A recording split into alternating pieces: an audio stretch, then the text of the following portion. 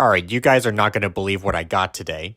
What you see in front of you is the Avengers Infinity War Bricktober pack from 2018. This was originally going to be a Toys R Us exclusive thing, but because Toys R Us was closing a lot of its stores at the time, this became hard to find. I think LEGO found other ways to distribute this at the time, but this minifigure pack became pretty expensive on the aftermarket. I was able to find this copy at my local Bricks and Minifigs. I sold a few stuff over there to get some store credit, so that way I wouldn't have to spend $75 in cash on just 4 minifigures. Yeah, like I said, this became pretty expensive on the aftermarket. But with that said, let's go ahead and open this up and take a look at the minifigures themselves. Now I know opening up this rare LEGO item is going to devalue it, but you know what? I don't care. I've wanted these minifigures for years, they're now in my collection, so I do what I want with them. And here are the minifigures out of the package, and I gotta say, these look amazing. These are probably some of the most detailed Marvel minifigures ever, and these get some special treatment that most Marvel minifigures don't get in regular sets. Let's take a look at War Machine and Tony Stark first. They're both in outfits that we haven't gotten since this minifigure pack, and they both have some awesome arm printing. Tony Stark is in a casual outfit that almost looks camouflage. You look at the detailing on the torso and you see what I mean. As for War Machine, I believe this is his Mark IV suit. I don't know if you noticed, but there was the 004 on the side of his arm. So that's what made me think this is his Mark IV suit. And you may have also noticed there's printing on the side of his helmet, which I think was rare for this type of helmet piece. And this is also the first War Machine minifigure to use the face print for the heads-up display. I wish they kept this face print for the newer War Machine minifigures. And I almost forgot to mention Tony Stark also has 2 exclusive face prints, so that's pretty cool. As for the other 2 minifigures, we get Bucky Barnes and Wong. I'm showing them both off together because they both have something cool going on with the legs. Not only are the legs dual molded, but they also have printing on the sides. But the printing is of course different to match their respective characters, and they both come with their own accessories. But let's first take a closer look at Bucky Barnes, aka the Winter Soldier. He's got some cool arm printing to represent his metal arm, and he's got 2 exclusive face prints which look pretty cool. They match the character pretty well. But now let's take a closer look at Wong. Fun fact, this was actually our very first minifigure of this character, and let me tell you, they started off strong with this one. The face print matches the character's likeness pretty well, and he's got some great detailing, not just on the legs, but also on the torso. They later remade this version of Wong in this specific outfit, but this is by far the superior version. So overall, these are some great minifigures. In fact, these might be some strong contenders for the best Marvel minifigures ever. Not only are they highly detailed, but most of these are outfits that we haven't gotten before or since this minifigure pack. And that's because it's rare that we get sets based off Avengers Infinity War nowadays. We usually get stuff like Endgame Final Battle sets, but you know what? I'm happy to have this minifigure pack and I am not selling it to anyone. But let me know what you guys think of this minifigure pack in the comments below. Thank you all for watching and see you next time.